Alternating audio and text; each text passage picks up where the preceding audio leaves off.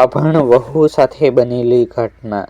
સવારની પહેલી કિરણો ખેતરના પાણીને સમકાવી રહી હતી। પંખીઓનો કલરવ, આ ગાયની ઘંટડીનો અવાજ અને માટીની સુગંધ, આ હતી મોરવાડી ગામની ઓળખ। આ ગામના છેડે ઈંટનું કાસું ઘર, એમાં રહેતો ખેડૂત ધનજીભાઈ, પત્ની કાંતાબેન અને તેમની એક જ દીકરી ગૌરી। આ ઘર ગરીબ હતું, પણ પ્રેમ અને સંસ્કારોથી ભરેલું। આ ગૌરી સવારથી સાંજ સુધી ઘરના કામકાજ, આ ગાયનું દૂધ દોહવું, પાણી ભરવું, ખેતર સુધી ખોરાક પહોંચાડવો, આ બધું પોતે કરતી। તે અભણ હતી, પણ હોશિયાર। કોઈ પણ વાતને સમજવાની તેની રીત અનોખી હતી। આ માતાએ ઘણીવાર કહ્યું હતું, આ બેટી, તું ભણેલી નથી, પણ તારા દિલમાં દીપક છે, એ દીપક તને રસ્તો બતાવશે। આ ગૌરીના ચહેરા પર હંમેશા એક શાંત સ્મિત રહેતું। આ ગામમાં દરેક વ્યક્તિ તેને ગૌરી બેન કહી સન્માનથી બોલાવતો। આ એક દિવસ ગામમાં નવો માણસ આવ્યો, શહેરથી આવેલો, હાથમાં બેગ, આ પહેરવેશમાં કટિંગ પેન્ટ, આ બોલવામાં નગરીયો ભાવ। એનું નામ રવિ। આ કહેવાતું હતું કે તે સરકારી નોકરિયાત છે અને થોડા દિવસ માટે ગામમાં રોકાયો છે। આ ગૌરીએ પહેલીવાર તેને જોયો ત્યારે ખેતરમાં માટી ઉથલાવતી હતી। આ રવિએ પૂછ્યું, આ બેન, પાણી ક્યાં મળશે? આ ગૌરીએ શરમથી સ્મિત કર્યું અને કહ્યું, આગળના કૂવામાં મળશે સાહેબ, પણ કૂવાની ડોલી તૂટી છે, હાથથી ખેંચવી પડશે। આ રવિ હસ્યો। એ દ્રશ્ય સામાન્ય હતું, પણ એ દિવસથી બંનેની વચ્ચે કોઈ અજાણી ઓળખ શરૂ થઈ ગઈ। આગળના દિવસોમાં રવિ ઘણીવાર ગૌરીના ખેતર પાસેથી પસાર થતો। આ ક્યારેક ગુલાબી ફૂલ આપે, ક્યારેક માત્ર સ્મિતથી વાત પૂરી થઈ જાય।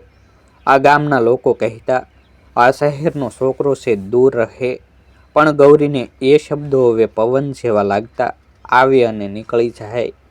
આ એક સાંજ રવિ ખેતરની બાજુમાં આવી બોલ્યો, ગૌરી, તને ખબર છે, આ શહેરમાં દીકરીઓ ઓફિસમાં કામ કરે છે, કમાય છે, કાર ચલાવે છે? આ ગૌરી અસંભાથી પૂછે, કાર ચલાવે છે? એટલા મોટા માણસો? આ રવિ હસ્યો, હા, તું પણ જઈ શકીશ, તું સુંદર છે, ભલી છે।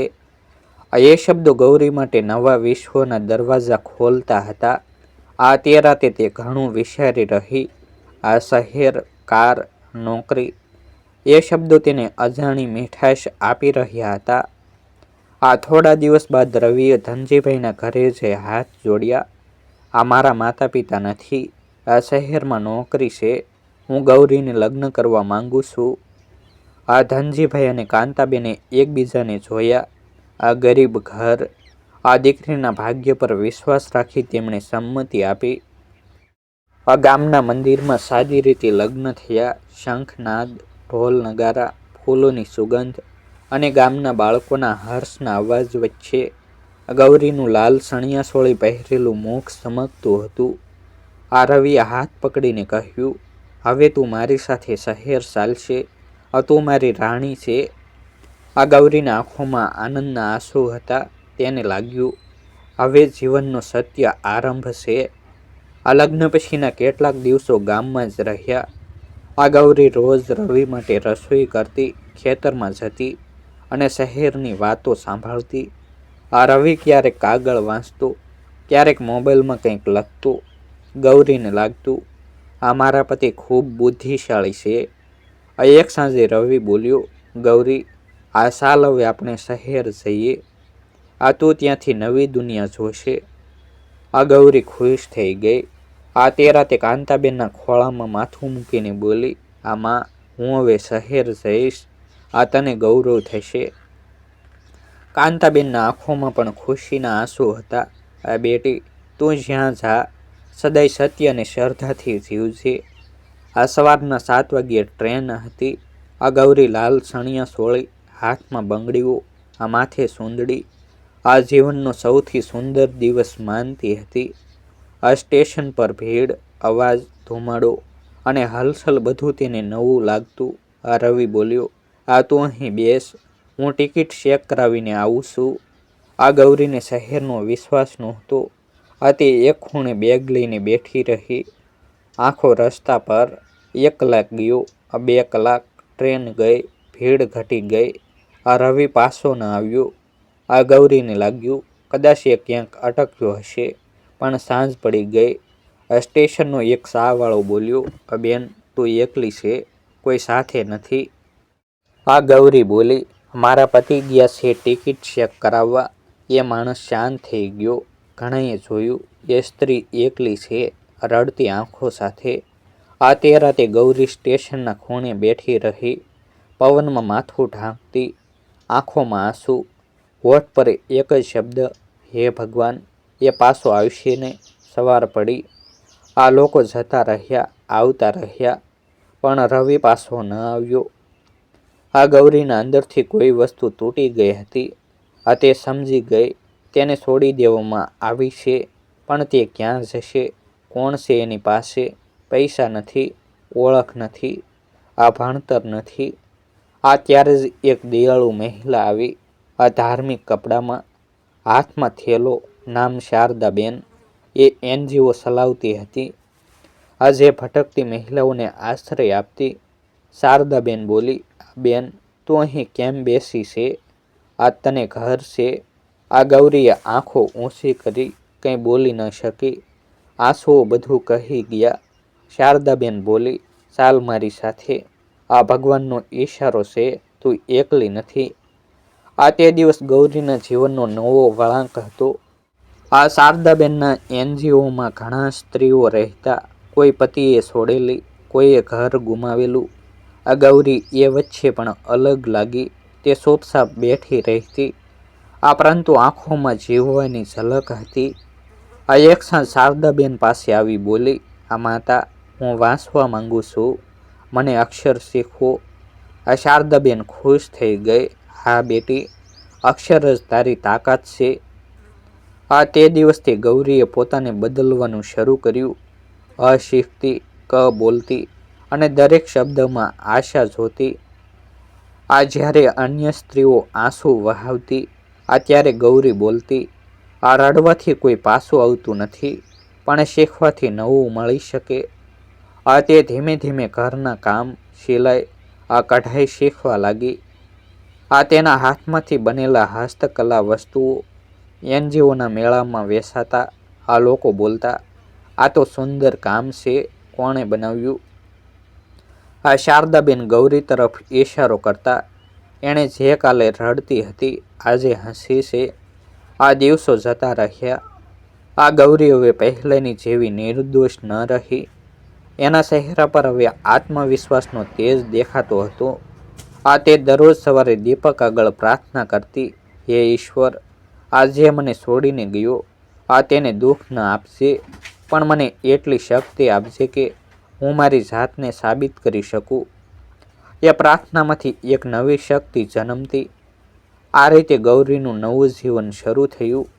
આ તે હવે માત્ર એક ગામડાની છોકરી ન હતી, પણ જીવન સામે ટકી ગયેલી સ્ત્રી બની રહી હતી.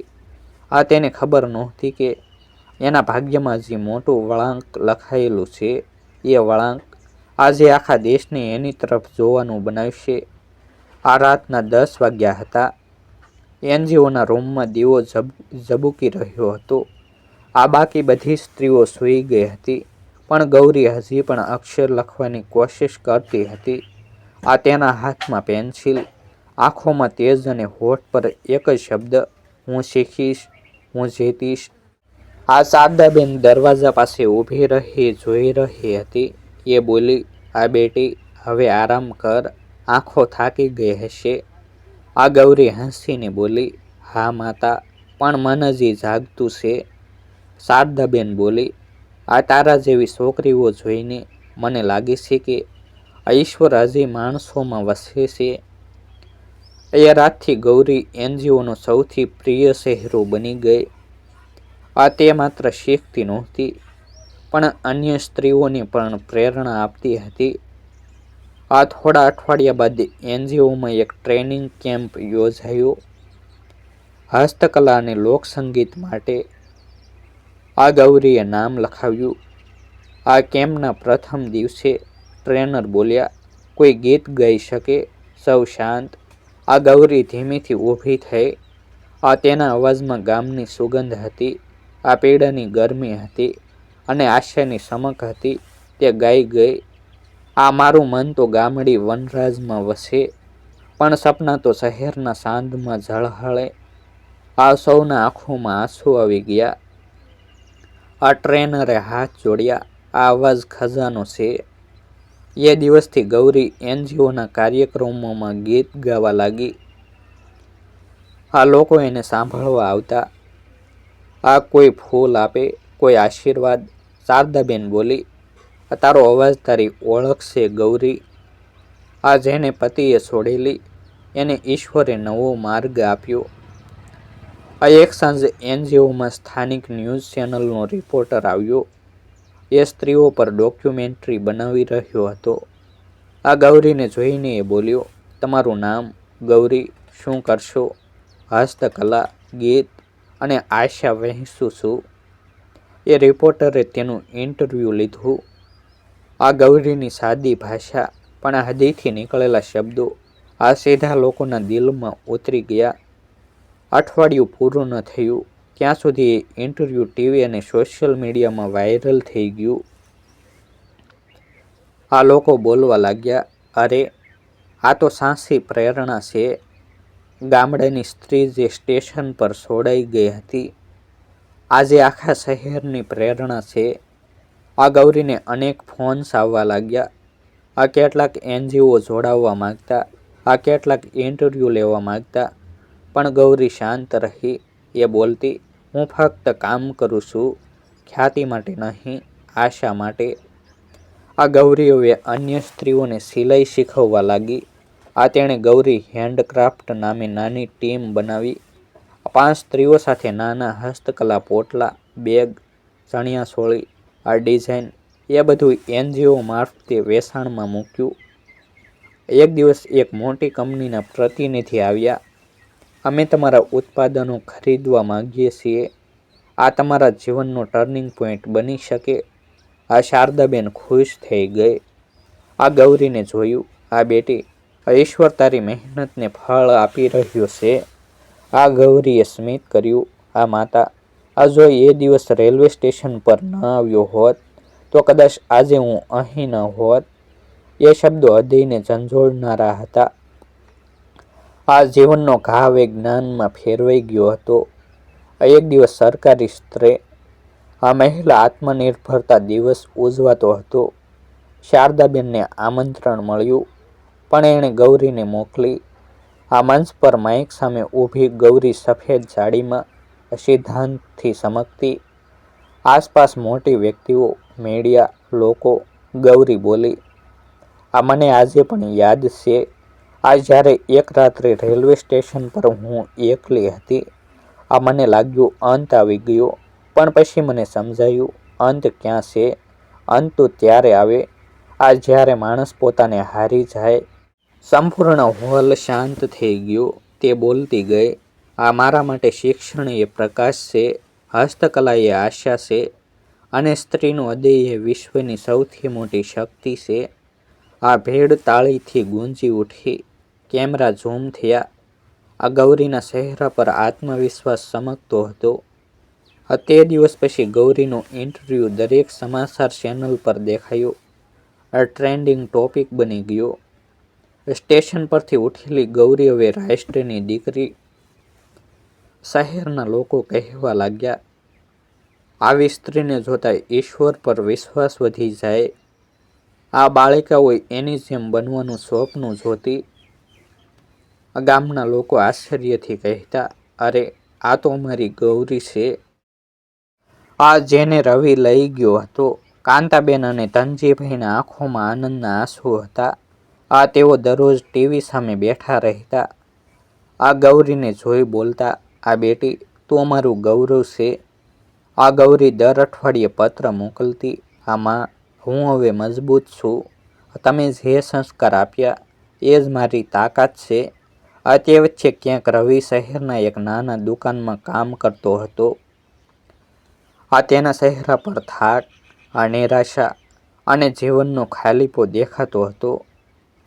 એક સાંજ તે ટીવી સામે બેઠો હતો, ચા પીતો. અચાનક સમાચાર આવ્યા, આજે આપણે મળીશું એ સ્ત્રી સાથે.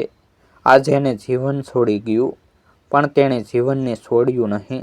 એ છે ગૌરી, એનજીઓની અધ્યક્ષ. રવિના હાથમાં કપ કંપી ગયો, આંખો પહોળી થઈ ગઈ.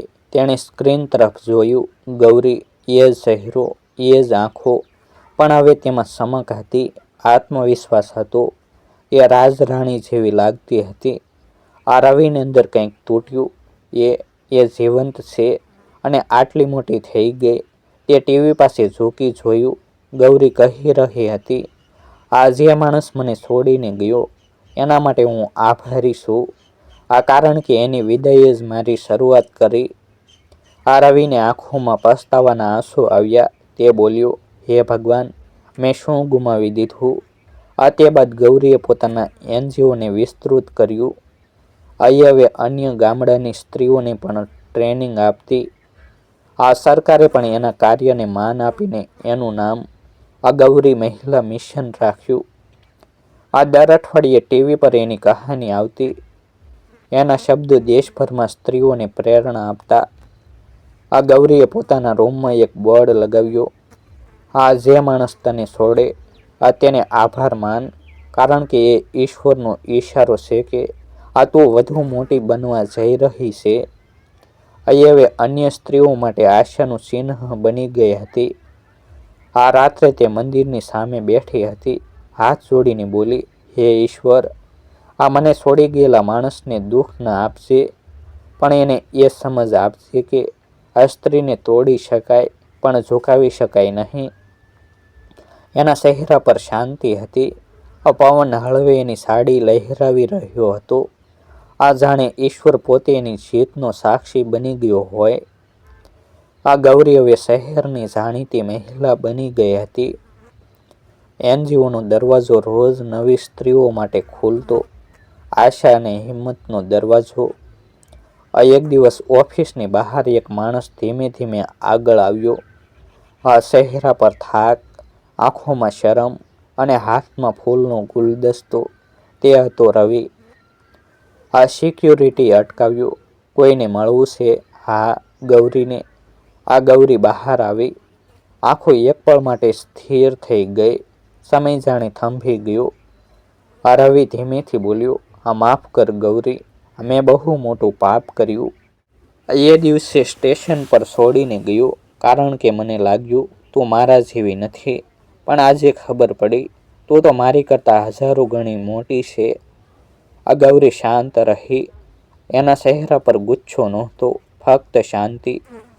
થોડી વાર પછી એ બોલી, તું મને છોડીને ગયો એ માટે આભાર રવિ. કારણ કે એ દિવસે જ મેં મારી જાતને ઓળખી.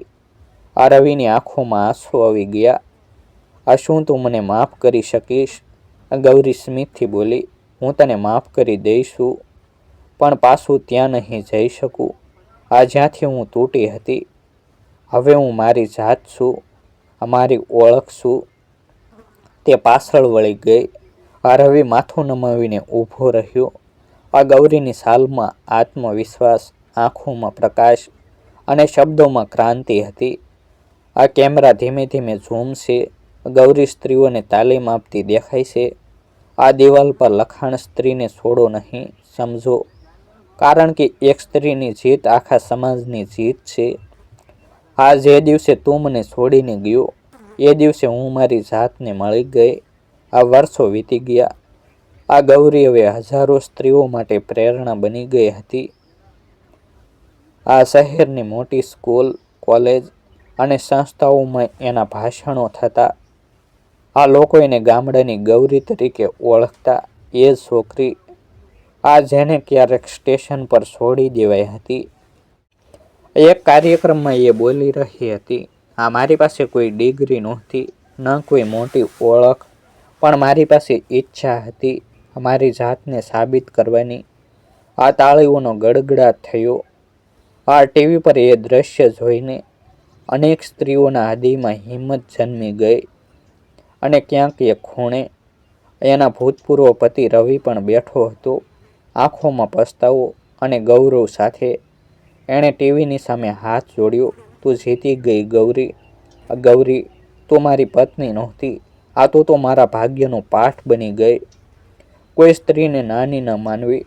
તેને ફક્ત તક જોઈએ છે, આ સાથ નહીં. અને જ્યારે એ પોતાની ઓળખ શોધે છે, અત્યારે દુનિયા એની સામે માથું ઝુકાવે છે.